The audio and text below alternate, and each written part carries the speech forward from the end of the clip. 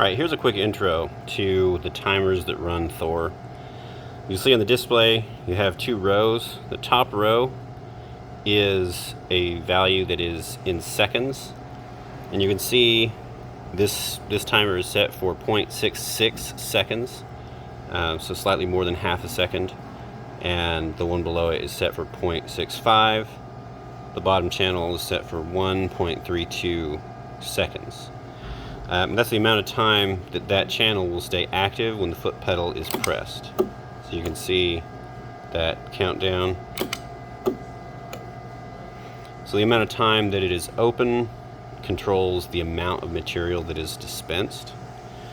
One of the most common problems we've seen is that when making adjustments, you click this top right button and you'll see the program number will flash.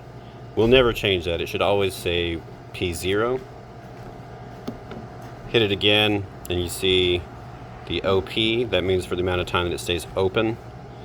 And then you have that value in seconds. So you can set that up or down within that menu. Also, if you press the lower right button, this is what has tripped a few people up.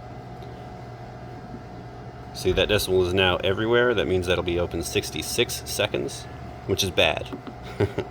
So we'll cycle it back through till you can see that decimal, make it all the way back to the middle. That is the position that you want it in, so that you have hundredths of a second that you're operating off.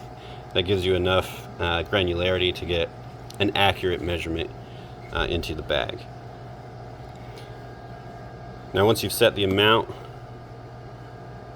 you hold the top right button again for about 3 seconds and it will return to the default screen. If you hit the bottom right, that will operate just the one timer, and that's how you calibrate it. So we'll have material in your hoppers and have a bucket placed underneath. You have your set amount of time.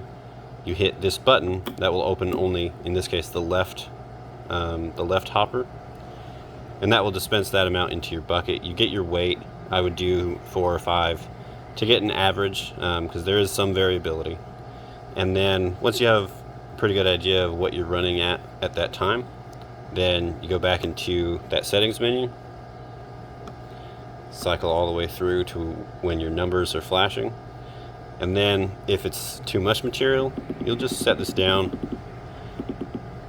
an approximate amount and then try it again, and you'll just keep dialing it in until you get the amount that you're wanting for that channel. You do the same thing over here, and finally the same thing with the water. But that decimal trips a lot of people up.